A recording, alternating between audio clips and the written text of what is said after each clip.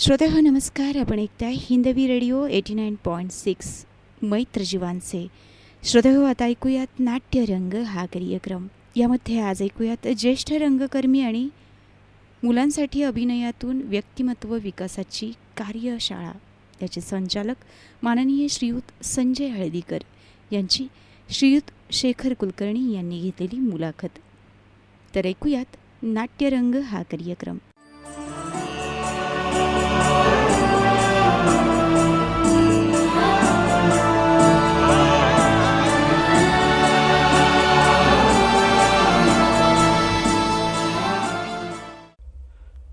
नमस्कार श्रोते हो, मी शेखर कुलकर्णी तुमच्या सगळ्यांचं हार्दिक स्वागत करतो आपल्या खास अशा नाट्यरंग या कार्यक्रमामध्ये.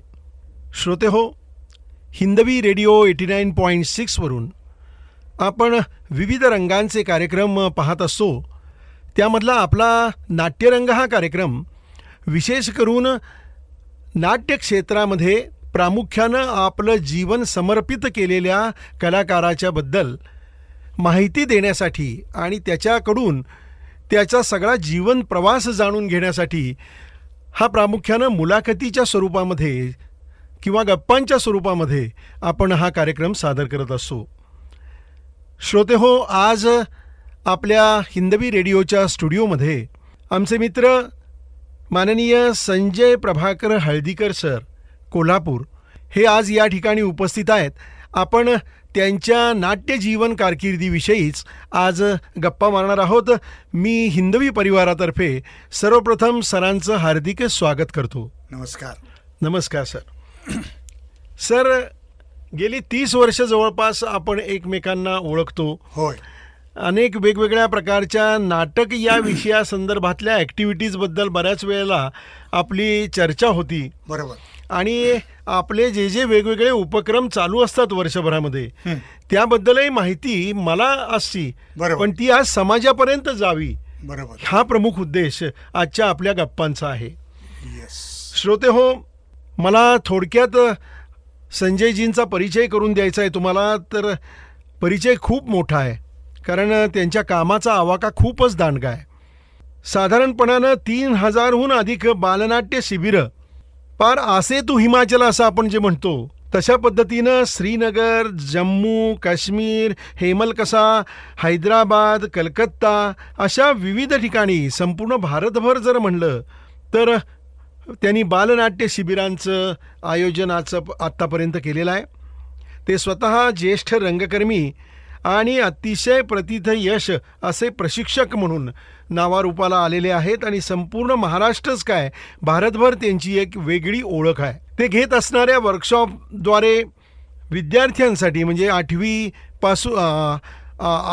8व्या वयाच्या पासून पुढं 10वीपर्यंत शिकणाऱ्या मुलांच्या मध्ये प्रामुख्यानं नाट्यकलेच्या माध्यमातून सर्वांगीण व्यक्तिमत्व विकास हा कशा पद्धतीनं करता येईल असं त्यांच्या प्रशिक्षण शिबिराचं साधारण स्वरूप असतं. या प्रशिक्षण शिबिरामध्ये स्टेज डेअरिंग असेल, संभाषण कला असेल, स्मरणशक्ती इम्प्रूव्हमेंट असेल, निरीक्षण शक्ती इम्प्रूव्हमेंट असेल, आत्मविश्वासाचं बिल्डअप असेल किंवा एकाग्रता वाढवणे असेल, सांघिकता, स्टोरी बिल्डिंग, त्याचबरोबर नाट्यछटा, कल्पनाशक्ती आणि अभिनय अशा विविध विषयांचा समावेश हा त्यांच्या प्रशिक्षण शिबिरामध्ये असतो.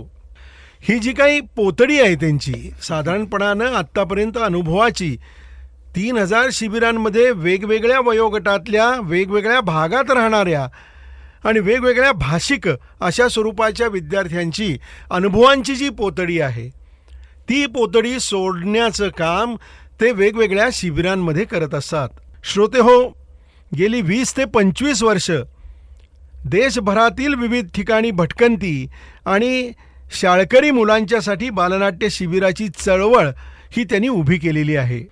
मग फक्त पांढरपेशा मुलांसाठी नव्हे तर आनंदवनसारख्या ठिकाणी असेल किंवा वर्ध्याच्या सेवाग्राममधल्या विद्यार्थ्यांसाठी असेल, जम्मू काश्मीरसारख्या विद्यार्थ्यांसाठी असेल, पश्चिम बंगालमधल्या विद्यार्थ्यांसाठी असेल, काही अनाथालयात राहणाऱ्या मुलांसाठी किंवा रेड लाईट एरिया वेश्यावस्ती ज्याला आपण म्हणतो त्यांच्या मुलांसाठी अशा वेगवेगळ्या म्हणजे अगदी खेडोपाड्यातून, धनगर वाड्यातून, आदिवासी पाड्यातून त्यांनी आजपर्यंत ही बालनाट्याची शिबिरं घेतलेली आहेत. या शिबिरातील मुलांशी संवाद साधता साधता त्यांची अभिव्यक्ती, अनुभव सर्वांसमोर यावा आणि त्यातूनच काही पुस्तकांची निर्मिती किंवा पुस्तकांचं लेखन हे हळदीकर सरांनी केलेलं आहे, ज्याच्यामध्ये भीती आणि भिंती, मुलंच मुलं, रंगभावनांचे मंच बालकांचे अशा काही पुस्तकांचा समावेश होतो.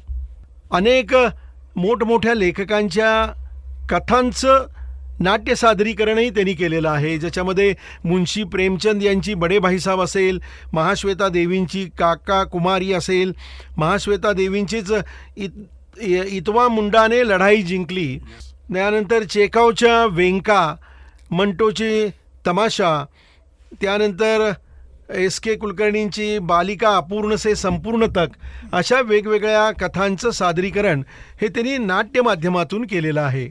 अनेक हे जे विद्यार्थी त्यांना भेटतात अनेक शिबिरांमध्ये, त्यांच्यापासून त्या वर्कशॉपमध्ये जे काम करून घेतलं जातं वेगळ्या प्रकारचं त्यांच्या व्यक्तिमत्व विकासासाठी आवश्यक असणारं, त्याची प्रदर्शनं सर महाराष्ट्रभर भरवत असतात. त्याच्यामध्ये कवडसे या प्रदर्शनाचा उल्लेख करावा लागेल, नई तालीम या वेगळ्या विषयावरच्या प्रदर्शनाचा उल्लेख करावा लागेल, खिडकी ह्या मधून जमा झालेल्या अनुभवांचा एक वेगळा प्रदर्शनाचा उल्लेख असेल. त्याचबरोबर सरांनी वर्तमानपत्रासाठी सुद्धा कॉलम रायटर म्हणून अतिशय चांगल्या विषयांचं लेखन आजपर्यंत वेगवेगळ्या वृत्तपत्र आणि मासिकांमधून केलेलं आहे, ज्याच्यामध्ये बालनाट्य म्हणजे आनंदाचं झाड, शिबिराची पोतडी गहिवरली, असं आहे हेमल कसा, संवेदनशीलता जोपासणारी बालरंगभूमी, अशा वेगवेगळ्या विषयांचा समावेश. आता या विषयांवरूनच आपल्या लक्षात येत असेल की सरांच्या एकूण कामकाजाचा आवाका किती दांडगा आहे ते. मी सुरुवात करतो सरांची की त्यांचं नाट्यक्षेत्रामध्ये किंवा रंगभूमीवर पदार्पण नक्की कसं आणि कोणत्या कालावधीमध्ये झालं? चांगला प्रश्न आहे, मला आवडला. मी लहानपणी माझा आजोळ सोळांकूर, तिथं माझा मामा सोंगी भजनं करायचा आणि त्यावेळात लहानपणी ती सोंगी भजनं बघायला मी जायचो आमच्याच वाड्यामध्ये. आणि बघता बघता आपणही सोंग घ्यावं असं मला वाटलं आणि तिथून मला नाटकाची याची ओढ निर्माण झाली. मग ती ओढ निर्माण झाल्यानंतर मी नाटकं आमच्या इथं केशवराव भोसले नाट्यगृहात नाटकं बघायला लागलो. छान छान डॉक्टर श्रीराम लागूंच्या पासून निळू फुलेंच्या पर्यंत या सगळ्यांची नाटकं बघायला मिळाली मला. ते मी माझं भाग्य समजतो. आणि त्यानंतर मी कॉलेजमध्ये गॅदरिंगसाठी नाटकामध्ये काम करायला लागलो. मग तिथे लग्नाची बेडी असेल, अश्रूंची झाली फुले असेल, किंवा मला काही सांगायचं सारखं नाटक असेल, किंवा प्रेमा तुझा रंग कसा असं नाटक असेल. त्यातून नाटक करता करता करता माझ्या डोक्यात एक आले की नाटक मनोरंजनही करतं आणि ज्ञानही देतं, जाणीवा प्रगल्भित करतं. मग वेगवेगळ्या ठिकाणची मुलं जमा झाली, तरुण जमा झाले आणि अभिरुची नावाचा एक आम्ही ग्रुप फॉर्म केला. त्यामध्ये आम्ही समांतर रंगभूमीवर तेंडुलकर, आळेकर, एलकुंचवा, रत्नकार मतकरी यांची नाटकं आणि एकांकिका करायला सुरुवात केली. आमच्यातलाच एक लेखक होता प्रदीप फाटक म्हणून, तो एकांकिका लिहायचा आणि आम्ही कणकवली, इचलकरंजी वेगवेगळ्या ठिकाणी त्या एकांकिका सादर करायला लागलो. सादर करता करता राज्यनाट्य स्पर्धा हा एक महत्त्वाचा प्लॅटफॉर्म युवकांच्यासाठी आणि वेगवेगळ्या लोकांच्यासाठी आहे. म्हणजे शहरापासून खेड्यातल्या रंगकर्मीपर्यंत असा हा शासनाने निर्माण केलेला प्लॅटफॉर्म. त्या प्लॅटफॉर्मवर सुद्धा अभिरुचीची नाटकं जायला लागली. पण तिथं राजा एडिपस नावाचं नाटक केलं गेलं, त्यात मी क्रिऑनची भूमिका केली. नंतर अभिनय दंबदीपचा मुकाबला नावाचं नाटक मी डायरेक्ट आणि भूमिकाही त्यात केली. आणि मग मला लक्षात यायला आलं की आपण नाटक करतोय ते गंभीरतेनं केलं पाहिजे. मग गंभीरतेनं करता करता वेगवेगळी नाटकं करायला लागलो. त्यामध्ये नाटककाराच्या शोधात 6 पात्रेसारखं नाटक असेल, सतीश आळेकरांचं महानिर्वाणसारखं नाटक असेल, मिकी मेमसाहेबसारखं नाटक असेल आणि हे एवढी सगळी नाटकं, हमीदाबाईची कोठीसारखं नाटक असेल, अशी एक 15-20 नाटकामध्ये मी अभिनयही केला, दिग्दर्शनही केला, तंत्रही हँडल केलं, म्हणजे हाताळलं, थोडक्यात नेपथ्यही केलं आणि संगीत आणि प्रकाश योजनेची थोडीशी आकर्षकता माझ्यात निर्माण झाली. आणि हे करता करता करता करता बरेच उपक्रम मी राबवायला लागलो. म्हणजे नाटक करत असताना वेगवेगळी नाटकांची व्याख्यानं लोकांच्यासाठी आयोजित करायला लागलो. तिथं एक उपक्रमच निर्माण केला की रंग भवन असा नावाचा एक उपक्रम निर्माण केला की जिथं लोक येऊन नाटक बघतील, एकांकिका बघतील आणि ह्या एकांकिका बघण्यासाठी विनामूल्य असं ते प्रेक्षक घडवण्याची प्रक्रिया, असा तो एक रंगभवन म्हणा किंवा रंगसंवाद म्हणा, असा तो एक प्लॅटफॉर्म करायला होता. मग तिथं वेगवेगळ्या शहरातली, आमच्या कोल्हापूर शहरातली, सातारमधली, इचलकरंजीमधली, कणकवलीमधली किंवा सोलापूरमधली काही लोक येऊन एकांकिका सादर करायचे. त्याला 3च फक्त लाईट द्यायचं आणि माईक्स वगैरे काही नसायचं आणि त्यातून प्रेक्षक निर्मिती हा एक मुख्य उद्देश होता. आणि त्यातून चांगला उद्देश निर्माण. सतीश आळेकर सुद्धा तिथं येऊन गेले होते, मुक्ता बर्वे सुद्धा येऊन तिथं नशीबवान बाईचे 2 नावाचा एक परफॉर्मन्स, एकल पात्र असा एक परफॉर्मन्स करून गेले होते. आणि तो नंतर वाढत गेला. खूप छान पद्धतीने उपक्रम केले. नंतर मग व्याख्यानांचा एक अभिराम भडकमकर सुद्धा व्याख्यानाला आला होता नाटकांच्या संदर्भात. शफात खानसारखा लेखक तिथं नाटक वाचायला आला होता. असे वेगवेगळे उपक्रम मी तिथं करत गेलो, म्हणजे अभिरुची संस्थेने केले. नंतर राज्यनाट्य स्पर्धा, अपेक्षा आणि भूमिका या विषयावर सुद्धा एक परिसंवाद संस्थेतर्फे केला होता की ज्यामध्ये राज्यनाट्य स्पर्धेत काय अपेक्षा आहेत त्यासाठी हेमू अधिकारी आले होते, माधव वजे आले होते आणि कोल्हापुरातले काही रंगकर्मी, सातारचा तुषार भद्रे आला होता. हे असे सगळी लोक येऊन असे वेगवेगळे उपक्रम मी घडवत गेलो. नाटक तर होतच होतं. राज्यनाट्य ते राज्यनाट्य, याच्या पलीकडे नाटक करायचे नाही ही भूमिका न करता वेगवेगळे उपक्रम शहरामध्ये घडले पाहिजेत, घडवले पाहिजेत, या दिशेनं मी काम करत गेलो. यामध्ये नाटक प्रेक्षक योजना म्हणून एक हे केले होते. 300 मेंबर्स गोळा केले होते. त्यांच्याकडनं 25-50 रुपये त्यावेळेची फी घेतली होती आणि वर्षातून 5 ते 6 नाटकं आम्ही लोकांना दाखवायचो. नाटकं असेल, एकांकिका असेल, आणि त्याचा खर्च सगळा त्या फीमधून आयोजित करायचा आणि प्रेक्षक वर्ग चांगला निर्माण करायचो.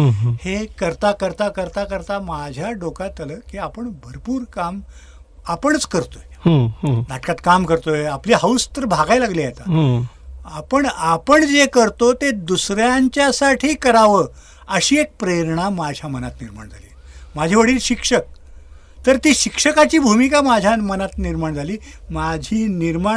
तो एक रोल, ती एक भूमिका आपण करावं असं वाटायला लागलं. आणि आपण जे आहे नाटक हे कुणापर्यंत पोचवायचं हा एक डोळ्यासमोर प्रश्न निर्माण झाला. मग म्हटलं आपण मुलांच्यासाठीच काम करूया. आणि मग लहान मुलांच्यासाठी काम करण्यासाठी म्हणून बालनाट्य शिबिरं घेण्याची तयारी केली. बरं सर, आत्ता गप्पा मारत असताना इतका प्रदीर्घ जीवनपट तुमचा डोळ्यासमोर उलगडतोय लोकांच्या. आत्ता तुम्ही ज्या अभिरुची संस्थेचं संस्थापक सदस्य म्हणून काम पाहत होता, त्याच्यामध्ये नाटक, दिग्दर्शन, अभिनय, तांत्रिक बाजू या मध्ये साधारणपणानं आत्ता तुम्ही काही नाटकांचा उल्लेख केला, पण काही अतिशय वेगळ्या प्रकारच्या, जसं हमीदाबाईंची कोठी जसं तुम्ही म्हणलात तसं महापुरुष आहे, गोची आहे, त्यानंतर आषाढातील एक दिवस आहे, त्यानंतर हिंदी कवितांवर आधारित नाट्याविष्कार असेल, त्यानंतर तुगलक सारखं नाटक आहे. तुगलकच्या नाटकाचं मी नेपथ्य केलं. हां, तर त्याच्यानंतर राईट यू आर असेल किंवा शतुर्मुर्ग सारखं हिंदी नाटक असेल, अंधा युग असेल त्याचं हिंदी नाटक आहे. अशी महानिर्वाण सारखं आत्ता तुम्ही म्हणला तसं सतीश आळेकरांचं, त्यानंतर लोककथा 78, रत्नाकर मतकरींचं विमोचन. हो, लोककथा 78 ते खुला रंगमंचावर केलं होतं आणि त्याला एक 400 ऑडियन्स आलं होतं. वा वा वा आणि वा. कुठलाही माईक नव्हता. हा हा हा हा. विदाऊट माईक सिस्टीम त्या लोकांनी खूप छान पद्धतीनं वा वा वा. प्रेझेंट केलं होतं. वा वा वा वा. हे सगळं आपण करत असतानाच तुमचे वडील ड्रॉइंग टीचर होते हा, आणि आणि GDR हा चित्रकार म्हणून हो. त्यांची चित्र तुम्ही बऱ्याच वेळेला आपल्या काही सोशल मीडियावर टाकतो. सोशल मीडियावर आपल्याला बघण्यामध्ये आलीत. हो. तेच संस्कार हा. हे कदाचित तुमच्यामध्ये काही झाले का? कारण तुम्ही आम्ही असू लाडके या चित्रपटाचं कला दिग्दर्शन केलेलं आहे. केलंय. बरोबर हा, बरोबर. किंवा बर्टॉल्ट ब्रेकच्या जन्मशताब्दी निमित्त त्यांच्या कवितांचा नाट्याविष्कार केलेला आहे. बरोबर. त्यानंतर राजेश गवस यांच्या रिवणावाली मुंगी. हा याचा नाट्याविष्कार केलेला आहे. बरोबर. वाचन संस्कृतीचा वेध घेणारं सांस्कृतिक दुष्काळाची डायरी याचा नाट्याविष्कार केलेला आहे. Right. हे वेगळ्या विषयांवरचं बरोबर आणि बरोबर. कलेला समर्पित असणारं बरोबर. असं जे तुमचं एक व्यक्तिमत्व त्याच्यामध्ये घडत होतं, बरोबर. त्यामध्ये वडिलांच्या चित्रकलेच्या संस्कारांचा हा. कितपत तुम्हाला उपयोग झाला असं वाटतंय? हा, चित्रकला मला चित्र काढता येत नाही, हा पण नाटकातली कॉम्पोजिशन असतात ॲज अ डिरेक्टर म्हणून, ॲज अ दिग्दर्शक म्हणून हम्म. ती कॉम्पोजिशन नॅचरली माझ्याकडून होत असतात. हम्म, हम्म, म्हणजे त्याचं जे ॲस्थेटिक व्हॅल्यू असते हम्म. ती खूप छान असते. म्हणजे हॅपी टू आईज बघायला बरं वाटतं. हम्म. आणि दुसरं गोष्ट म्हणजे वडिलांच्याकडून घेतलेली जी दृष्टी आहे, हम्म. व्हिजन आहे, किंवा त्यांचा जो चित्रकार हा जो एक स्थायी भाव आहे, तो मला नेपथ्यात उपयोगी पडायला लागला. हा. मी नेपथ्य केली, भरपूर नेपथ्य केली. नेपथ्य करत असताना मला असं राज्यनाट्याला अंतिमला सुद्धा बक्षीस मिळालं. हम्म. पण अंतिमला बक्षीस मिळवण्यापेक्षा माझ्यातली ॲस्थेटिक व्हॅल्यू बाहेर यायला लागली आणि लोकांना ते आवडायला लागलं. हे वेगळ्या पद्धतीनं नेपथ्य आहे. सारी रातचं नेपथ्य ते दुबेनी वेगळं केलं होतं आणि माझं वेगळं झालं होतं. हम्म, हम्म. मग विजय केंकरेंनी मला सांगितलं, अरे संजय तू वेगळंच केलंयस काहीतरी. हम्म. त्यानं ते बघितलं आणि म्हटलं, अरे वेगळंच केलंयस. हम्म. ही जी एक लोकांची नजर आहे, हम्म. ही नजर कुठंतरी मला मोटिवेट करायला लागली, प्रोत्साहित करायला लागली. हा, हा, हा. आणि मग वेगवेगळ्या पद्धतीचे नेपथ्य हम्म. सेट डिझायनिंग करायला लागलो. मग त्यात ॲब्सर्ड असतील, ॲबस्ट्रॅक्ट असतील, किंवा रिअलिस्टिक लेवलवर असतील. हम्म, हम्म, हम्म. आणि हे नेपथ्य काही वेळा सजेस्टिव्ह पद्धतीनं करायला लागलो, हम्म. काही वेळेला सिम्बॉलिक पद्धतीनं करायला लागलो, काही वेळेला लेवल्सच्या मार्गानं करायला लागलो. त्यामध्ये रंग आणि पोत याचा फार मुख्य असा वाटा असायचा, हम्म. की रंग कुठला असावा, हम्म. एखाद्या लेवल्सला रंग कुठला असावा. हम्म. अंधायुगसारखं नाटक करत असेल, किंवा मी काही नाटकं बघितली सुद्धा, हम्म. नेपथ्याच्या दृष्टिकोनातून नाटकं बघत असताना त्यातलं नेपथ्य मी बघायचो. हम्म. डॉक्टर शरद भुताडे यांचं वाटा पळवाटा नावाचं नाटक मी बघत होतो आणि त्यातलं मला नेपथ्य आवडलं. हम्म. एक डॉक्टर आंबेडकरांचा एक अभ्यासू असा एक प्राध्यापक, त्याच्यामध्ये आंबेडकरी विचार किती भिनलेत हम्म.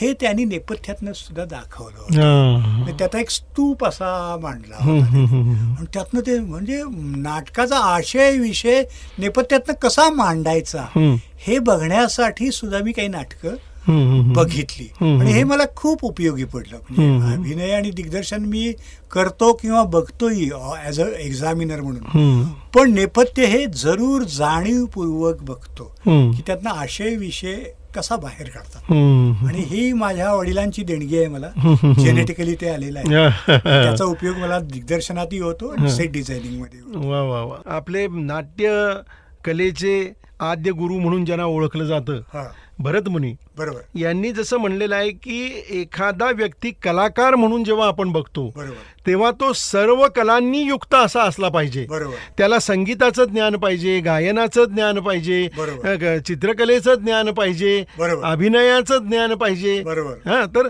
या सगळ्या बाबतीमध्ये हा, तुमचं काही ना काहीतरी एक वेगळं कॉन्ट्रीब्युशन बरोबर ह्या वेगवेगळ्या तुम्ही केलेल्या नाट्याविष्कारांमध्ये दिसून येतं. बरोबर आणि अशा पद्धतीनं परिपूर्ण कलाकार ज्याला आपण म्हणतो, बरोबर तेच व्यक्तिमत्व तुमचं निखर के आया है असं जसं म्हणतो ना आपण. Yes, yes. हा, तर ते त्या पद्धतीनं आपल्याला दिसतं. कारण पथनाट्य जे तुम्ही केलेलं होतं, खेळ चाललाय खेळ, बरोबर हा, किंवा भगतसिंग हो हो या विषयांवरचं, बरोबर म्हणजे पथनाट्य हा स्ट्रीट प्ले ज्याला म्हणतो आपण, बरोबर, बरोबर. रस्त्यावर सादरीकरण, बरोबर चार चौघांमध्ये जाऊन, बरोबर. म्हणजे नाटक त्यांच्याकडे जातं, नाटक बघायला ते लोक येत नाहीत, बरोबर तर कलावंत माणूस हा त्यांच्याकडे जातो. बरोबर तर त्या दृष्टिकोनातून वेगळं काय त्याच्यामध्ये तुम्ही पथनाट्यामध्ये शोधलं? कारण तुम्ही काही पथनाट्याला परीक्षक म्हणून सुद्धा काम हो, केलेलं आहे. हो. हां. एक म्हणजे पथनाट्य मध्ये माईक्स नसतात हं, किंवा लाईट्स नसतात, हं. ओपन टू ऑल असं रस्त्यावर घडणारं पथनाट्य. बरोबर. आणि यामध्ये मुलांचे किंवा रंगकर्मींचे स्पेसिफिकली किंवा तरुणींचे आवाज तयार होतात मुख्य म्हणजे. हं, हं. म्हणजे त्याला आवाज म्हणजे थिएटरमधला आवाज आणि रस्त्यावरचा आवाज यामध्ये फरक पडतो. हं. त्यामुळे त्यांचे मुख्य म्हणजे आवाज तयार होतो हं. आणि त्यांना एक वेगळं भान येतं. हं. ऑडियन्स जवळजवळ असतो, 1 फुटावर ऑडियन्स असतो हं, हं, हं. आणि त्यांच्या देखत आपणाला पथनाट्य सादर करायचं आहे. हं.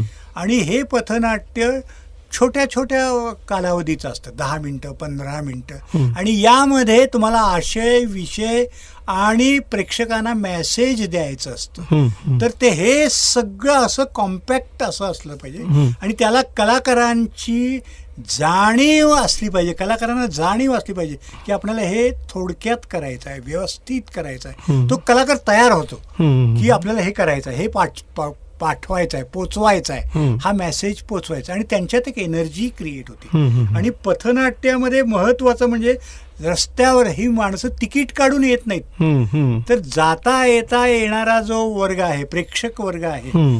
तोच तिथं थांबतो. आणि मुख्य कलाकाराचं काम म्हणजे त्याला होल्ड करायचं आहे, त्यांना हं. प्रेक्षकांना होल्ड करून ऐका बघा, हं. ही त्यांच्यात एक सामर्थ्य निर्माण होतं. हं. आणि त्यांच्यातला जो कसलेपणा असतो कलावंताचा, हं. तो तिथं लागतो. हं. आणि मला हे जो 10 मिनिटाचा परफॉर्मन्स द्यायचा आहे, हं. ह्या स्ट्रीट प्ले म्हणतात, स्ट्रीट रस्त्यावरचं नाटक, हं. हं. नाटकाचाच भाग आहे. आम्ही फक्त रस्त्यावर करतो आणि तो प्रभावीपणे करतोय आणि तुम्ही थांबून बघा, ही पथनाट्याचं एक सूत्र आहे. आणि त्या पद्धतीनं पथनाट्य लोक करत असतात. आणि बंगालमध्ये वगैरे तर भरपूर पथनाट्य केलेत लोक. मी बघितलीत पथनाट्य बरीचशी, की तिथं भरपूर करतात. इथं मी सातारमध्येच एक पथनाट्य केलं होतं, त्याला नंबरही मिळाला होता पहिला, खेळ चाललाय खेळ म्हणून. भाई दंडवतेंच्या हस्तेच आम्हाला बक्षीस समारंभ मिळाला, मधु दंडवतेंच्या हस्तेच. आणि तो एक स्त्रीविषयक असा विषय होता. स्त्रियांचं झालेलं एक काय म्हणतात त्याला की शोषण, परंपरागत पुरातन कालापासून होत असणारं शोषण आणि त्याच्या पुढचे मार्ग, ते कसे मार्ग काढायचे हे त्या खेळ चाललाय खेळमध्ये दाखवलं होतं. आणि हा पथनाट्य हा मला तर वाटतं जास्त झाली पाहिजेत. समाजातले जे विविध प्रॉब्लेम आहेत, अंधश्रद्धापासून ते वेगवेगळे स्त्रियांच्या पर्यंत, हे सगळे शिक्षणापर्यंत किंवा भ्रष्टाचारापर्यंत, हे सगळे प्रॉब्लेम, समस्या आणि त्यावरचे उपाय हे पथनाट्यातनं दाखवावेत असं मला वाटतं. मला सांगायला आता पथनाट्याचा विषय चाललाय म्हणून मुद्दाम आपल्याला सांगू इच्छितो की हे जे हिंदवी पब्लिक स्कूल आहे, ज्यांच्या वतीनं हा स्टुडिओ निर्माण केलेला आहे, ही एक पश्चिम महाराष्ट्रातली शाळेची म्हणून वेगळी ओळख आहे. बरोबर. की शालेय विद्यार्थ्यांसाठी उपलब्ध असणारी ही सोय, व्हॅल्यू ॲडिशन ज्याला म्हणतो आपण, बरोबर. तसं हा रेडिओ स्टेशन आहे. ओके. यामध्ये शिकणाऱ्या मुलांची बर. काही पथनाट्य बसवलेली होती. वा.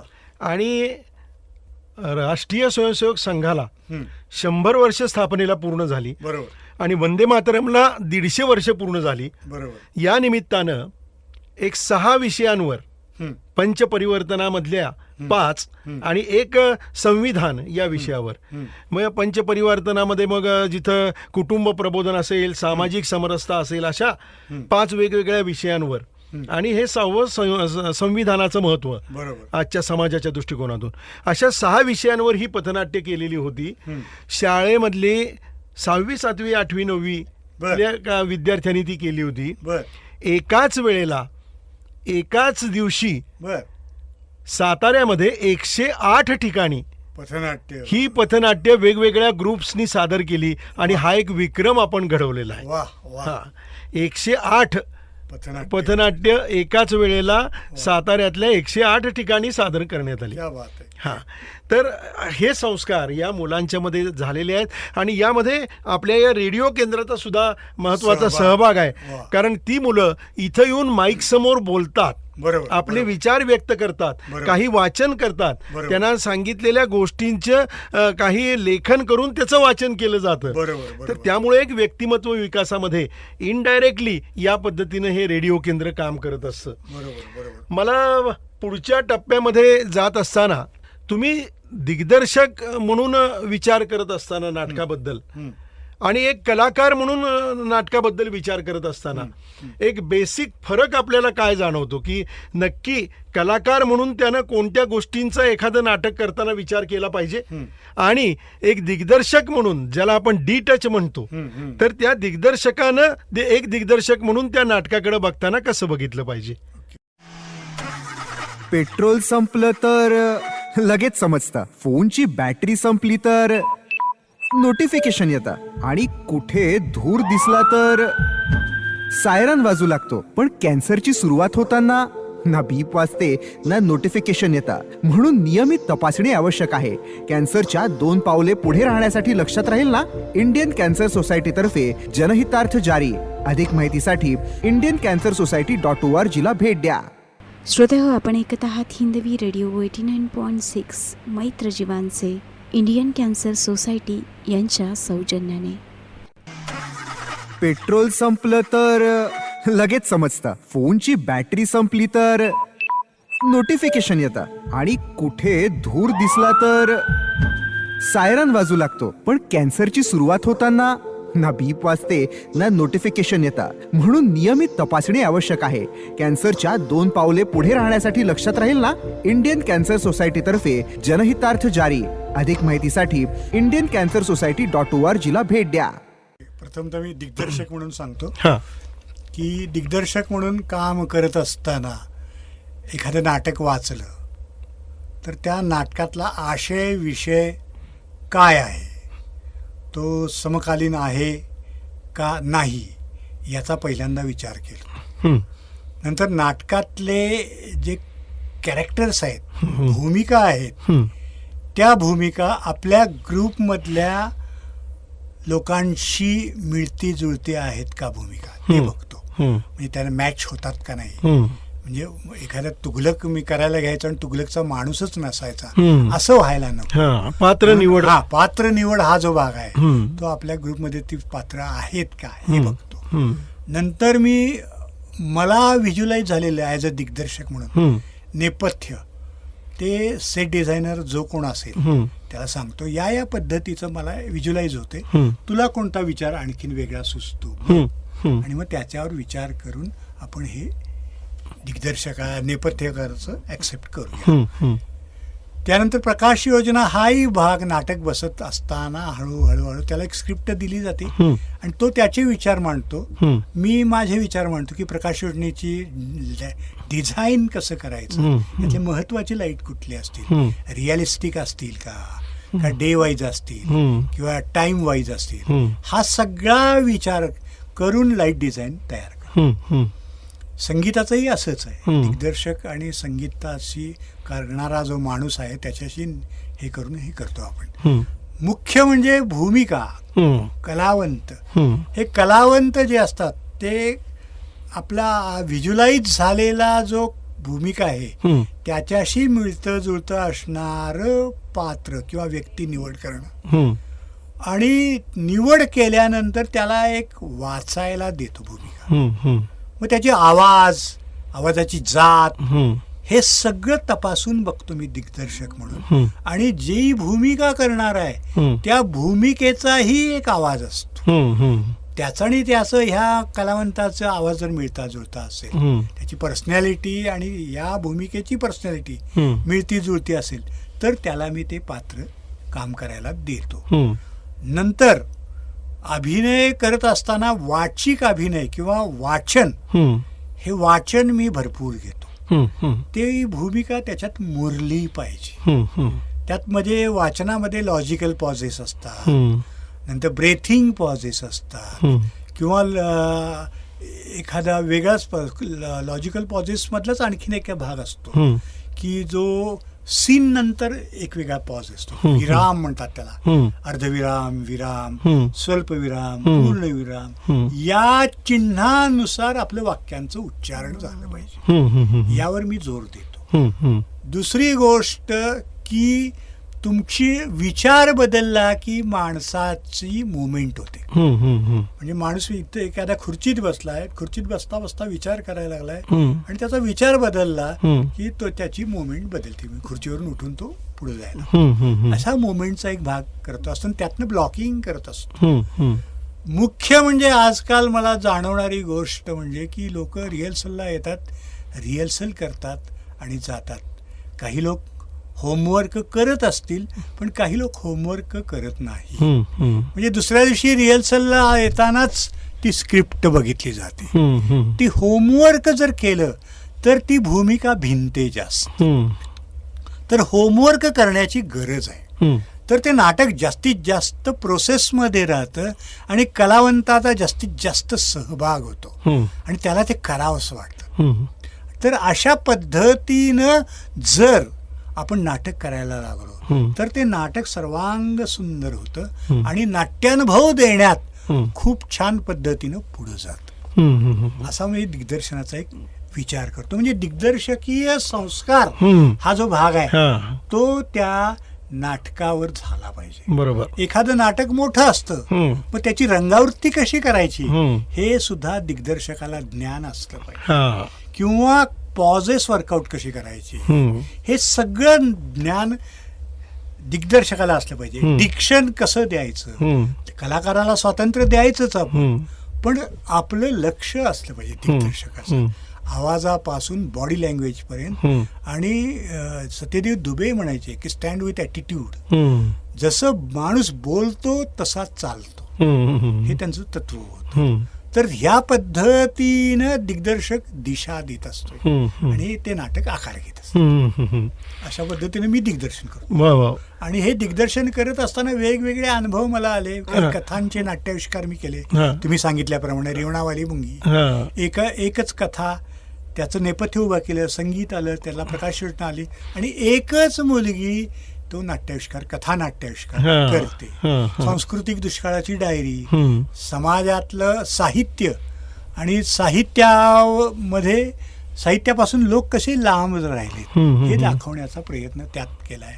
किंवा आपल्या मुंशी प्रेमचंदच्या कथा, मग ते बडे भाई साहेब असेल किंवा काका कुमारीचं महाश्वेता देवींची काका कुमारी असेल, अशी काही परफॉर्मन्स मी, किंवा ब्रेख्तच्या कविता, ब्रेख्तच्या सेंटेनरीला, जन्मशताब्दीला एक लोकवाङ्मय ग्रहानं पुस्तक मराठीमध्ये आणलं होतं. ते माझ्या नजरेसमोरून गेलं आणि मला वाटलं की याचे आपण नाट्याविष्कार करावा.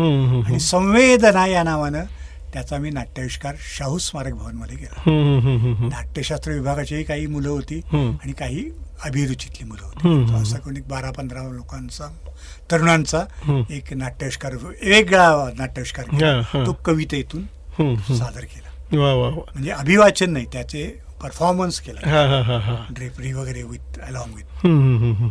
खूप वेगळा झाला होता. असं वेगवेगळं करायला मला जरा आवडतं. यामध्येच ते राहून गेलेला भाग म्हणजे की कला दिग्दर्शन.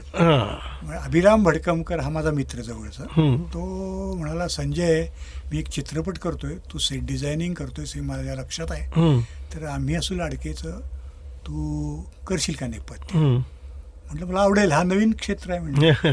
आणि सेट डिझाईन करत गेलो आणि त्यातनं सेट डिझाईन करता करता ते सेट डिझायनिंग तर चांगलेच झालं, पण मला त्यातनं फायदा झाला. म्हणजे मी मुलांच्यासाठी काम करत होतो आणि तिथली सगळी ती चेतना मतिमंद मधली मुलं, यांच्याशी माझं एक वेगळंच नातं निर्माण झालं. आणि मग त्यांच्यावर मी काही व्यक्तिचित्रणं लिहून माझ्या मुलंच मुलं या पुस्तकात आली. हा एक वेगळा फायदा.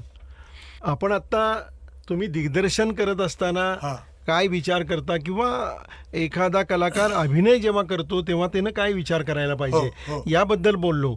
पण या पुढे जाऊन आता तुम्ही जवळपास हजारो स्पर्धांना हो परीक्षक म्हणून काम करताय. हो म्हणजे नुकतंच तुम्ही राज्यनाट्य स्पर्धेच्या रत्नागिरी केंद्राच्या अंतिम स्पर्धेला परीक्षक म्हणून होता. बरोबर बरोबर. साताऱ्यामध्ये देखील तुम्ही बऱ्याच वेळेला बऱ्याच स्पर्धांना परीक्षक म्हणून गेलेला आहे, आलेला आहे.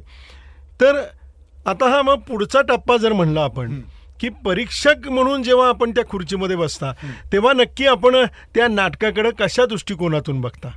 परीक्षक म्हणून बघत असताना मग एकांकिका स्पर्धा असतील, बालनाट्य स्पर्धा असतील किंवा आणखीन कोणत्या स्पर्धा असतील, तर तिथं बघत असताना चौकोनात काय दिसतं हां. ते मी बघतो आणि त्यातनं नाट्यानुभव कितपत मिळतो हे बघतो. दुसरी गोष्ट म्हणजे त्याचं कथाबीज, नाटकाचं कथाबीज जे आहे ते कसं उलगडलं जातं. म्हणजे त्यातली इमोशनल व्हॅल्यू असेल, इंटेलेक्च्युअल व्हॅल्यू असेल म्हणजे विचार किंवा ॲस्थेटिक व्हॅल्यू असेल, सौंदर्य, आणि या सगळ्यामधून एकांकिका असो, बालनाट्य असो किंवा नाटक असतो, तर माणूस हा क्रिया प्रतिक्रियेतून कसा उलगडतो नाटकात हे मी बघत असतो. आणि हे बघत असताना काही लेखकही त्यातनं निर्माण झालेले आहेत, ते मला खूप आवडलं की नवीन नवीन लिखाण करणारे लेखक या एकांकिकेतून, नाटकातून, बालनाट्यातून प्रेरित होऊन लिहायला लागलेले आहेत. ही एक या स्पर्धेची जमेची बाजू आहे असं मी म्हणतो. दुसरी गोष्ट म्हणजे परीक्षक असताना भाषेकडे मी लक्ष देतो. पात्रांची भाषा, लहान मुलांच्यापासून मोठ्यांच्यापर्यंत ह्यांची भाषा कशी आहे, आणि भाषेकडे बरेच लोक चांगल्या पद्धतीनं विचार करून भाषेचं उच्चारण करत असतात. हे या बऱ्याचशा स्पर्धेतून जाणवलं. म्हणजे भाषा हे वाचिक अभिनय, हे पुरुषोत्तम करंडकला वाचिक अभिनयावर एक वेगळंच बक्षीस दिलं जातं एकांकिका स्पर्धेमध्ये. तिथं तांत्रिकला प्रायोरिटी जास्त नाही आहे, पण अभिनयाला वाव जास्त आहे. तर हे अभिनयाचे जी वेगवेगळी अंग आहेत, कायिक, वाचिक वगैरे, तर वाचिक अभिनयाचा कितपत उपयोग या लोकांना होतो, तर ते स्पर्धेची जमेची बाजू म्हणजे बऱ्याच जणांची भाषा उच्चारण हे खूप छान असतं, पॉझिटिव्ह असतं, सकारात्मकता असतं. ही जाणीव मला या स्पर्धेतनं झाली. आणि नवीन जाणीवा प्रगल्भित करणारे वेगवेगळे प्रयोग एकांकिकेतून, बालनाट्यातून किंवा या नाटकातून होत असते. परवाच तुमच्या इथं बघितलेले ठोंब्या नावाचं एक बालनाट्यात स्पर्धा, त्यावर मॅथमॅटिक्स आणि गणित आणि त्याचा मुलांच्यावर होणारा परिणाम हे सुंदर सूत्र बांधून बालनाट्यानं त्याने खूप छान पद्धतीने मांडलं होतं. हे माझे परीक्षक मला बघायला मिळाले, ते खूप मी धन्यवाद आहे ते आहे ना. तर अशा पद्धतीचे वेगवेगळे प्रयोग परीक्षक म्हणून बघायला मिळतात. ही जमेची बाजू आहे मला ॲज अ एक्झामिनर म्हणून. श्रोते हो, आपण ज्येष्ठ रंगकर्मी आणि या नाटक, एकांकिका किंवा या क्षेत्रामध्ये प्रदीर्घ काळ वाटचाल करून एक वेगळ्या विषयावरील नाटक, वेगळ्या विषयावरची एकांकिका ही निर्माण कशी करायची, दिग्दर्शित कशी करायची, त्याच्यामध्ये अभिनय करत असताना कोणत्या गोष्टींचा किंवा तांत्रिक बाबींचा कशा पद्धतीनं विचार करायचा, आणि मग आगळे वेगळ्या स्वरूपामध्ये नाट्याविष्कार कसे निर्माण करायचे, याच्यावर प्रामुख्यानं काम करणाऱ्या संजय हळदीकरांशी आपण आत्ता बोललो. आपण पुढच्या भागामध्ये आता प्रामुख्यानं संजय हळदीकर हे कलाकार म्हणून, एक दिग्दर्शक म्हणून हे खूप ग्रेट आहेत. म्हणजे त्यांचं काम त्या क्षेत्रामध्ये खूप चांगलं आहे. परीक्षक म्हणून सुद्धा मला सांगायला आनंद वाटतो की ज्या ज्या ठिकाणी ते परीक्षक म्हणून असतात त्या ठिकाणी आलेले नंबर्स जे आहेत, नाटकाचे असतील, एकांकिकेचे असतील, तेच नंबर बऱ्याच वेळेला इतर काही स्पर्धातनं सुद्धा आलेले आपल्याला दिसतात. म्हणजे इतकं तावून सुलाखून आणि चोख परीक्षण हे त्यांनी केलेलं असतं. आता हे चालू असतानाच मगाशी बोलता बोलता तो विषय सुरू झालेला होता, तो मी आता कंटिन्यू करतो की लहान मुलांसाठी काहीतरी काम करावं. आणि आत्तापर्यंतच्या आपल्या 30-40 वर्षाच्या अनुभवाची जी काही शिदोरी आहे, ही शिदोरी या मुलांपर्यंत पोचवावी आणि एक नवीन माणूस चांगला घडवावा. कलाकार तर घडवूच, पण त्यातून एक सर्वांगीण व्यक्तिमत्व विकास होऊन एक चांगला माणूस घडावा या दृष्टिकोनातून बालनाट्य शिबिरांचं आयोजन हे संपूर्ण भारतभर हे हळदीकर यांच्याकडून केलं जातं. मगाशी मी उल्लेख केला त्याप्रमाणे जवळपास 3,000पर्यंत बालनाट्य शिबिरं अगदी खेड्यापाड्यापासून पाड्यांपासून आदिवासी पाड्यांपासून ते शहरी भागापर्यंत हे हळदीकरांनी केलेलं आहे. त्याच्यामधून त्यांचं बाल विश्व हे समृद्ध झालेलं आहे आणि त्या दृष्टिकोनातून आता या बाल नाट्य प्रशिक्षण किंवा व्यक्तिमत्व विकास प्रशिक्षण किंवा तुम्ही एक विशिष्ट शब्द वापरता त्याच्यामध्ये creative development of the students. Yes. तर याच्याकडे तुम्ही कसे वळलात आणि त्याच्यामध्ये आता काय काय कामकाज चालू आहे? येस. प्रथम म्हणजे नाटक करतच होतो. माझे वडील मी पहिल्यांदा म्हटल्याप्रमाणे शिक्षक होते. आपल्याकडे जे आहे ते दुसऱ्यांना द्यावं या धारणेतून मी मुलांच्यासाठी काम करायला लागलो. मग काय करायचं या मुलांच्यासाठी? तर नाटक हे आनंद देतं, मनोरंजन करतं आणि ज्ञान देतं, जाणीवा प्रगल्भित करतं. मग या मुलांच्यासाठी काम करायचं तर ते कसं करायचं हा एक डोक्यात विचार चालू होता. मग मुलांच्यासाठी वेगवेगळे गेम्स मी ऑर्गनाईज करायला लागलो, तयार करायला लागलो. मग मुलांचं साहित्य वाचायला लागलो. मग त्यामध्ये नाट्यछटा मिळायला लागलो. नंतर मुलांच्यासाठी बालनाट्य मी भरपूर वाचली, त्यातलं काही घेता येईल का बघितलं आणि असा एक डिझाईन, असा एक सिलॅबसच तयार केला. आणि मग मी शिबिरं घ्यायला लागलो. शिबिरं घेता घेता घेता घेता पहिलं शिबिर मी जे घेतलं त्या शिबिराला मुलांचा खूप छान असा प्रतिसाद घेतला की मी व्याख्यान देतच नाही, मी प्रॅक्टिकल ओरिएंटेड मुलांना वर्कशॉपमध्ये वेगवेगळे गेम्स, वेगवेगळी नाटकं, वेगवेगळी एक्सरसाइजेस, मग ती व्हॉइस कल्चरची असेल किंवा कॉन्सन्ट्रेशनची असतील किंवा इमॅजिनेशनची असतील किंवा ऑब्झर्वेशनची असतील किंवा टीमवर्कची असतील, ही या सगळ्या माध्यमातून मुलांचं शिबिर घेता घेता 2, 3, 4 तास कसे जायला लागले ते मुलांना समजलं. 30 ते 40 एक मुलांचं शिबिर मी घेऊ शकतो. यामध्ये माझा एक फायदा असतो आणि त्या मुलांचाही फायदा असतो की प्रत्येक पालकाला वाटत असतं की माझ्या मुलाकडं सरांनी लक्ष द्यायला पाहिजे. जेव्हा संख्या मर्यादित असते तेव्हा प्रत्येक मुलाकडं लक्ष द्यायला मला प्रेरित होणं भाग असतं आणि मी प्रेरित होतो की या मुलाच्यात काय आहे, या मुलाच्यात काय आहे, त्याचे गुण ऑब्झर्व करतो.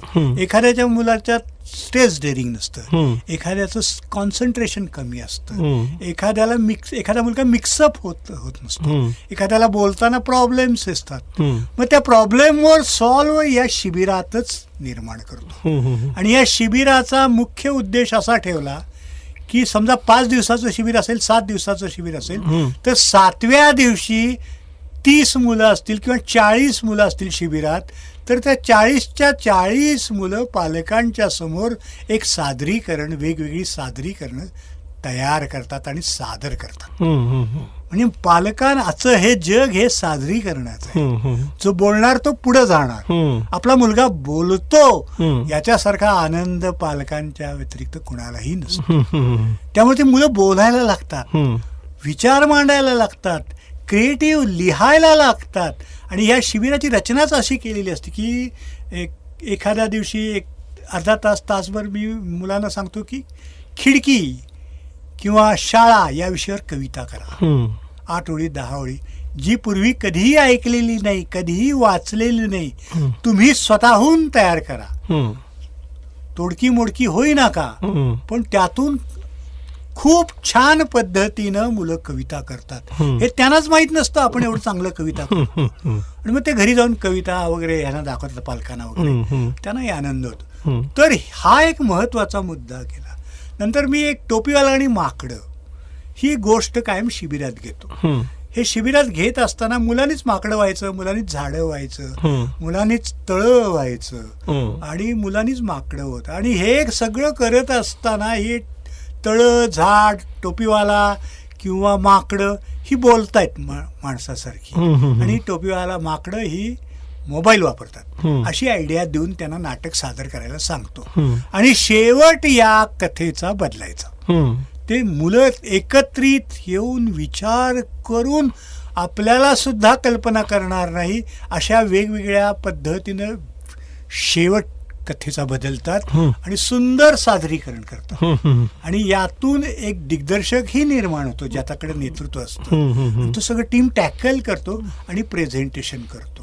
आता एका शिबिरामध्ये शेवट असा केला गेला होता की ती माकडं टोपीवाल्याची टोप्या टाकतात आणि म्हणतात, असल्या टोप्या आम्ही वापरत नाही, या चायनीज टोप्या आहेत असं म्हणतात. म्हणजे हे या पद्धतीचं मुलं विचार करतात हे त्यातनं लक्षात आलं. अशा पद्धतीनं तो सिलेबस मी डिझाईन करता करता करता करता वेगवेगळे एक्सरसाइज घेतो. म्हणजे आवाजाची फेक कशी असावी, ओरडणं कसं हवं. ऑब्झर्वेशनसाठी मी त्यांना सांगतो की तुम्ही मंडईत गेलाय, मंडईत गेल्यानंतर वेगवेगळे भाजी विक्रेते किंवा विक्रेता कन्व्हिन्स कसा करत असतो, ऍक्टर हा कन्व्हिन्स करत असतो, तसा भाजी विकणारा किंवा केळं विकणारा किंवा मंडईतला एखादा विक्रेता किंवा वेगवेगळे विक्रेते कसे ओरडतात ते ऑब्झर्व करून आम्हाला विकून दाखवा. मुलं वेगवेगळ्या पद्धतीने ओरडतात आणि त्यांचा आवाज बाहेर येतो, प्रोजेक्शन येतं.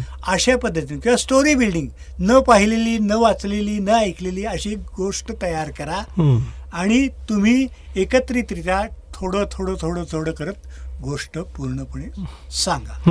मग प्रेझेंटेशन मधले व्हॅल्यू असतात तुमचं आय फोकसिंग.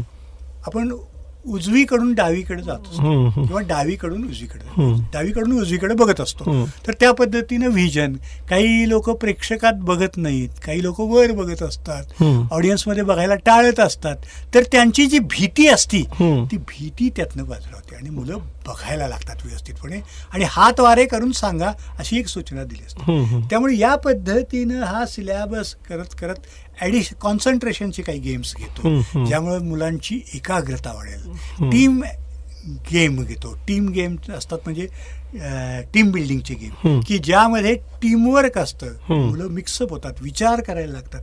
एखादी खुर्ची देतो, त्या खुर्चीमध्ये कोणी बसलंय असं इमॅजिन करा म्हणून सांगतो आणि त्या व्यक्ती इमॅजिन केले त्याच्याशी बोला 1 मिनिटं 1.5 मिनिटं. मुलं येतात, वेगवेगळ्या पद्धतीने एकट्यानं बोलतात. मग त्या खुर्चीमध्ये आई बसली असं समजा, वडील बसले असं समजा, आणि 1.5-2 मिनिटं बोला. त्यातनं त्यांचं धाडस निर्माण. आणि हा सिलेबस मुलांना खूप खूप आवडत गेला. तसे आवडत गेला तसे माझी माउथ पब्लिसिटी होत गेली. कोल्हापूरपासून बाहेर बघायला जायला लागलो. वेगवेगळ्या ठिकाणी जाता जाता जाता माझ्या एक डोक्यात विचार आला की मुख्य प्रवाहातल्या लोकांच्यासाठी, मध्यमवर्गीयांच्या लोकांसाठी आपण शिबिर घेतो, पण ज्यांना आई वडीलही नाही आहे आणि ह्या सर्व सोयीपासून वंचित आहेत किंवा ह्या सोयी सुखसोयी ज्यांना नाही आहेत, त्या मुलांच्यासाठी कोण काम करणार. म्हणून मी त्या मुलांच्या दारात गेलो. म्हणजे ते रिमांडोम असतील, वसतिगृह असतील, आश्रमशाळा असतील, अनाथालय असतील, वेश्यावस्ती असतील, तिथं जाऊन मी त्या मुलांच्या कार्यशाळा घ्यायला सुरुवात केली. तिथले वेगवेगळे अनुभव जे आले ते अनुभव मी मुलांना हे शिबिर घेता घेताच एक भीती नावाचा विषय दिला होता. भीती या विषयावर कविता करा. मुलांनी कविता केल्या. त्या भीती या विषयावर कविता करता करता करता मुलांना कशाची भीती वाटते हे लक्षात आलं की मुलांना गणिताची भीती वाटते, मुलांना शिक्षकांच्या छडीची भीती वाटते, शाळेची भीती वाटते. शाळेची म्हणजे अभ्यासाची भीती वाटते, परीक्षेची भीती वाटते. एका मुलानं म्हटलं की तळ्याची भीती वाटते. अशा वेगवेगळ्या पद्धतीच्या भीतीचं संकलन केलं आणि मी विजय तेंडुलकरांना दाखवायला गेलो होतो हे सगळं. विजय तेंडुलकरनी खूप छान पद्धतीने त्याचं ॲप्रिसिएशन केलं होतं आणि मग त्याचं भीती आणि भिंती नावाचं एक पुस्तक संकलित करून मी ह्याच्यामध्ये आणलं, या उपक्रमाद्वारे आणलं. दुसरी गोष्ट, यामध्ये मी काही मुलं जी भेटली होती आश्रमशाळा अनाथालय मधली, त्या मुलांचं व्यक्तिचित्रण सुद्धा त्यात लिहिलं होतं आणि हे खूप छान पद्धतीनं लोकांच्याकडून ॲप्रिशिएट झालं. हे असं करत असतात. आता पुस्तकांच्या विषयी बोलायला तर पुस्तकांच्या विषयीच बोलतो आणि मग मुख्य याच्या विषयाकडे आलो. हे करत असताना वेगवेगळ्या ठिकाणी मी जायचो. तुम्ही म्हटल्याप्रमाणे मी दिल्लीला गेलो, हेमलकसात गेलो, आनंद वनात गेलो, काश्मीरला गेलो, श्रीनगरला गेलो, जम्मूला गेलो, अहमदाबादला गेलो, नंतर इकडं आपल्या हैदराबादला गेलो, वर्ध्याला गेलो, नंतर अशा वेगवेगळ्या ठिकाणी गेलो. वेगवेगळ्या ठिकाणची मुलं बघितली, ऑब्झर्व केली, तिथं कार्यशाळा घेतल्या. आता विषय आलायच म्हणून साबरमतीमध्ये सुद्धा मी गेलो. विषय आलायच म्हणून मी तुम्हाला वर्ध्याचा विषय काढला म्हणून सांगतो की वर्ध्यामध्ये महात्मा गांधींनी स्वातंत्र्यपूर्व काळापासून मॅककेलला पॅरेलल अशी नई तालीम नावाची शिक्षण पद्धती आयोजित केली होती. मन, बुद्धी आणि शरीराचा विकास होणारी नई तालीम. मग माझ्या डोक्यात हा एक विचार आला की जर नई तालीम विषयक मुलांना चित्र काढायला सांगितली, नई तालीम कशी आहे चित्रातून व्यक्त करा, तशी 50 चित्र माझ्याकडे गोळा झाली. नंतर नई तालीम कशी आहे 8-10 ओळीमध्ये तुम्ही लिहून मला द्या. मग नई तालीम विषयक गद्य टेक्स्ट आणि नई तालीमची चित्र अशी 1-2 एक्झिबिशन मी पुण्यात आणि कोल्हापुरात केली. शाहू स्मारक भवनला चिल्लर पार्टी म्हणून एक संस्था आहे, त्यांनी आयोजित केलं होतं. आणि इथं पुण्यामध्ये राजा रवी वर्मा आर्ट गॅलरी म्हणून तिथं आयोजित केली होती. तर त्याचं एक्झिबिशन मला महाराष्ट्रभर करायचं होतं, पण कोविड आला आणि ते थांबलं. तत्पूर्वी या विषयाला अनुषंगानच मी रेड लाईट एरिया, आश्रमशाळा, अनाथालय या ठिकाणी काम करताना आणखीन एक विषय मी दिला होता, खिडकी. खिडकी या विषयावर तुम्ही चित्र काढायची. खिडकीतून तुम्हाला बाहेरचं काय दिसतं आणि आतलं काय दिसतं, मुलांना आणि मुलींना, स्पेसिफिकली वेश्यावस्तीतल्या मुलांना आणि मुलींना हा विषय दिला होता. तर त्या मुलांनी चित्र काढली, कविता केल्या. त्या कविता कॅलिग्राफीमध्ये मी आणल्या, कन्व्हर्ट केल्या आणि चित्र काढली, त्याला माउंट केलं आणि कवडसे या नावानं ते प्रदर्शन कोल्हापूर, पुणा, मुंबई, ठाणा, नाशिक, सोलापूर, इचलकरंजी या सगळ्या ठिकाणी मी हे प्रदर्शन मुख्य प्रवाहातल्या लोकांना समजावं म्हणून हे केलं. हे करत असताना मंगेश पाडगावकर, शफात खान, प्रवीण दवणे, समर नखाते, नंतर अनिल अवचट, नंतर आपले सुधीर मोघे, नंतर अतुल पेठे, नंतर शशांक शेंडे, नंतर माधुरी पुरंदरे, अशी सगळे, आनंद मोडक, श्याम मनोहर, असे सगळे कलावंत ते प्रदर्शन बघायला आले होते. आणि त्यावर त्यांनी त्यांचे टिप्पणीही केल्या होत्या, त्यांचे विचारही मांडले होते. आणि या 6-7 ठिकाणी मी एक्झिबिशन करत असताना माझी कुठलीही NGO नाही आहे. मी माझ्या खर्चानं आणि जे कोण मला मदत करतील त्यांचा खर्च सहाय्य घेऊन हे मुख्य प्रवाहातल्या लोकांना कळावं म्हणून मी हे एक कवडसे नावाने एक्झिबिशन केलं. त्याचा उल्लेख मी माझ्या मुलंच मुलं या पुस्तकात आहे. मुलंच मुलं मध्ये आम्ही असू लाडके या चित्रपटातले जी व्यक्तिचित्रण होती छोटी छोटी, त्या व्यक्तिचित्रणांचं सुद्धा लेखन केलेलं आहे. नंतर मला वेगवेगळ्या ठिकाणी काश्मीरमध्ये वेगळा अनुभव आला, हेमलकसामधले वेगळा अनुभव आला, श्रीनगरमध्ये वेगळा अनुभव आला, जम्मूमध्ये वेगळा अनुभव आला. ते अनुभव मी सांगणारच आहे तुम्हाला. पण हे सगळे अनुभव मी राईटअपमध्ये करून लिखाणामध्ये आणून त्या मुलंच मुलं या पुस्तकात सुद्धा आणले. आणि दुसरं पुस्तक म्हणजे रंगभावनांचे, मंचबालकांचे, त्यामध्ये सुद्धा हे अनुभव आणले. आता हे सगळं करत असताना मी माझे पोस्ट ह्या सोशल मीडियावर टाकत होतो. सोशल मीडियावर टाकण्याचा एक फायदा झाला की वेगवेगळ्या ठिकाणं माझी चौकशी व्हायला लागली हं.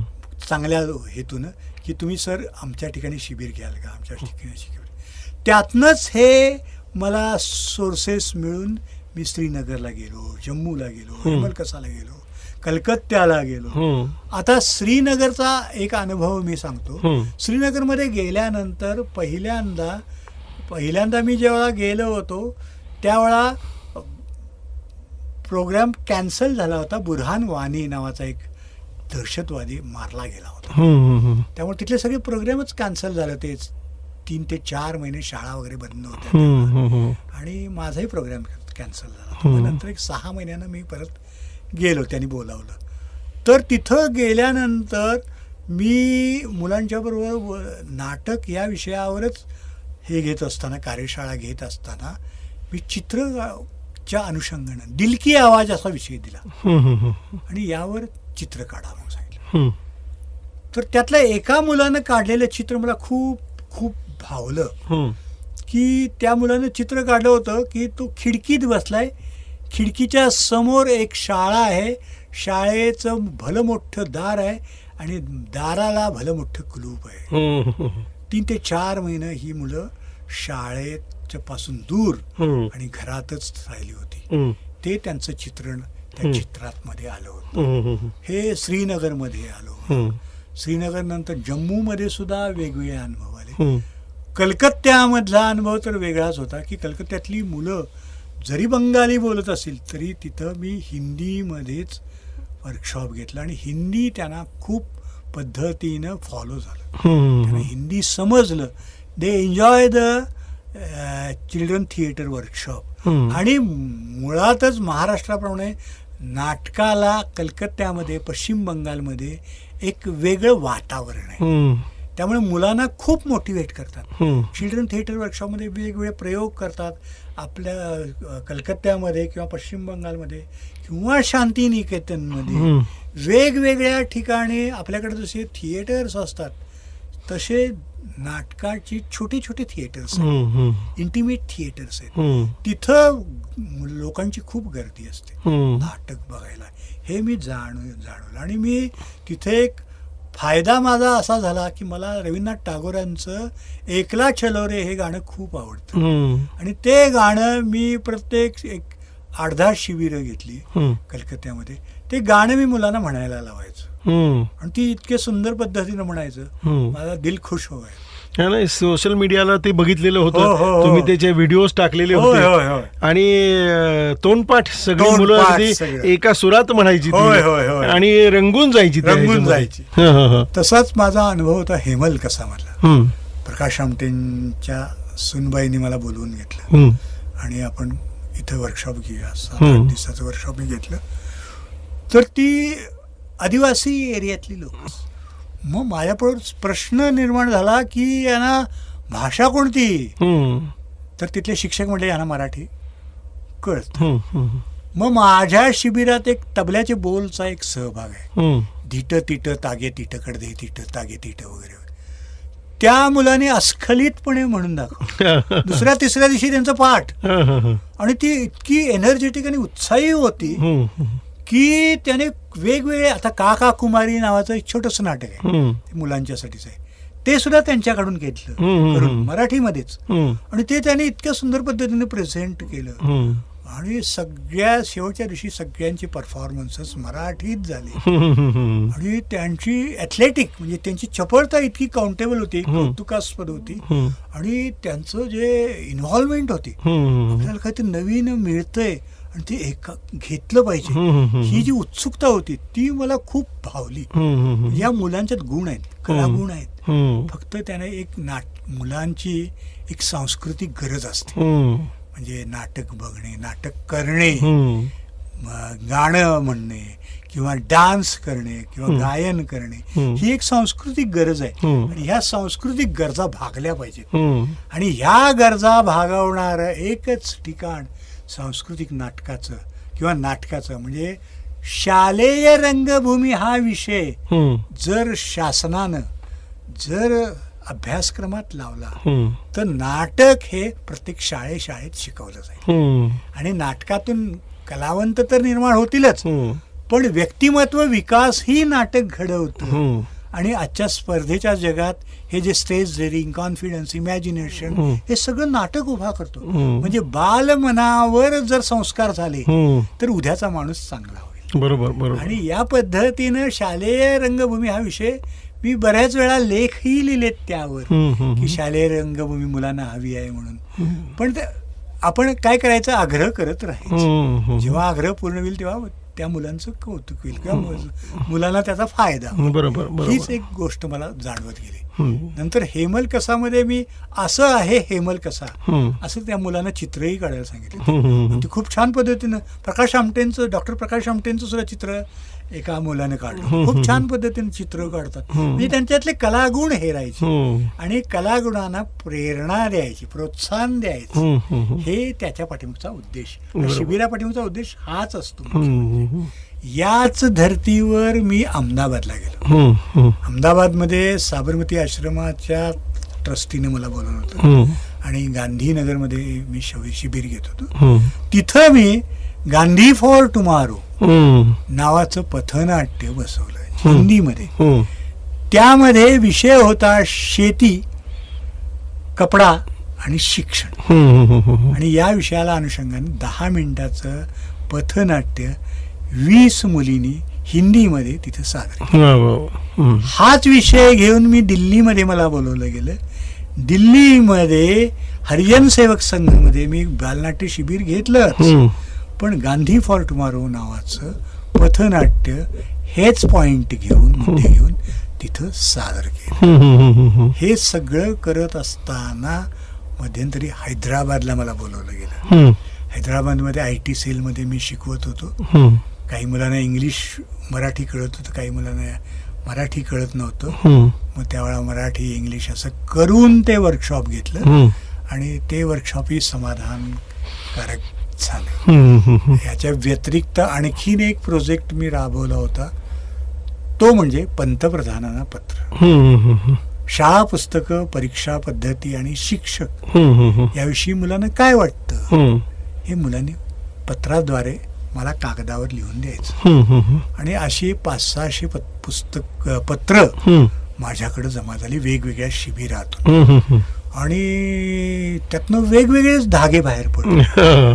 आणि मला ते खरं म्हणजे ह्यांना पाठवायचं आहे हम्म. अजून बघूया पुढच्या कालावधीत हम्म. ती पत्र पंतप्रधानांना पाठवायचे. हम्म. आणि हा एक शिक्षण व्यवस्थेचा कार्डिओग्रामच आहे हम्म. असं समजा, म्हणून ते पाठवायचं आहे. ते पाठवायचं अजून राहून गेले. नाही नाही, नक्की पाठवा.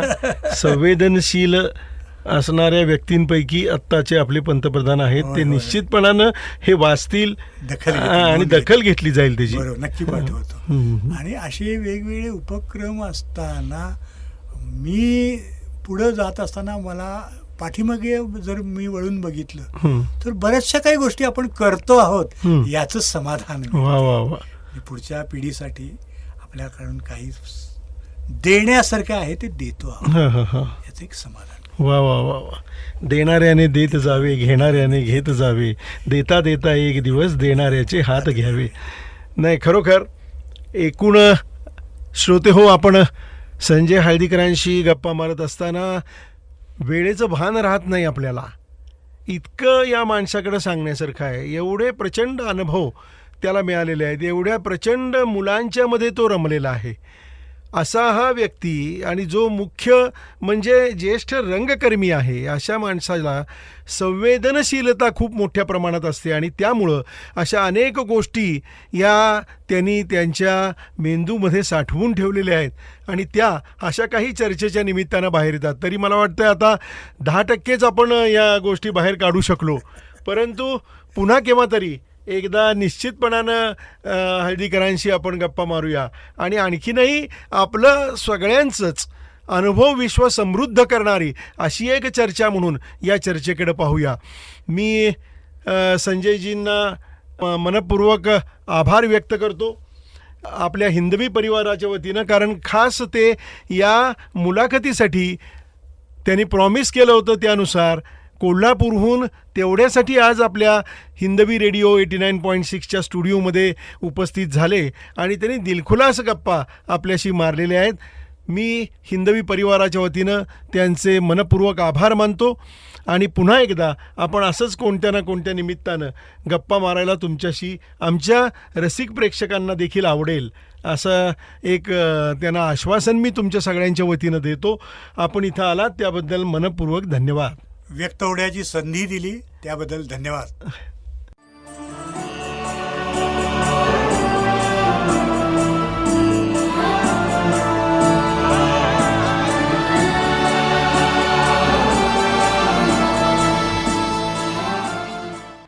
श्रोतेहो, आत्ताच आपण आनंद घेतलात नाट्यरंग या कार्यक्रमाचा. यामध्ये आज आपण ऐकलीत माननीय श्रीयुत संजय हळदीकर, ज्येष्ठ रंगकर्मी, यांची श्रीयुत शेखर कुलकर्णी यांनी घेतलेली मुलाखत. तर ऐकत रहा हिंदवी रेडिओ 89.6 मैत्र जीवांचे.